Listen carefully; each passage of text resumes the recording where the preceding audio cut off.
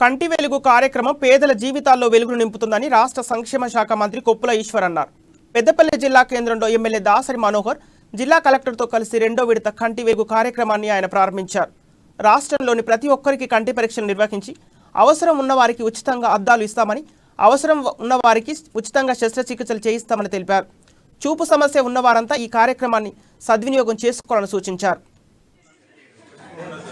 చెప్పే పరిస్థితి వచ్చే నాటికి అది పెరుగుతుంది. ఈరోజు మనం చాలా రకాల అధ్యయనాలలో మనం చూస్తుంటాం. చిన్న పిల్లలకు ఎవరు చూసినా ఒకసారి పరీక్ష చేస్తే పెద్ద పెద్ద భూతద్దాలు పెట్టుకున్న పిల్లలు చాలా మంది మన కళ్ళ ముందర కనబడుతుంటారు. కాబట్టి కంటి పరీక్ష అనగానే ఈ సైట్ అనగానే చాలా తేలిక తీసుకుంటాం.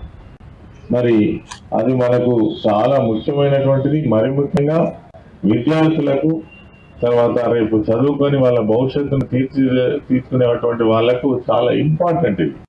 ఒకవేళ ఇప్పుడే గమనించినట్టయితే దాన్ని మనం కంట్రోల్లో ఉంచే అవకాశం ఉంటుంది.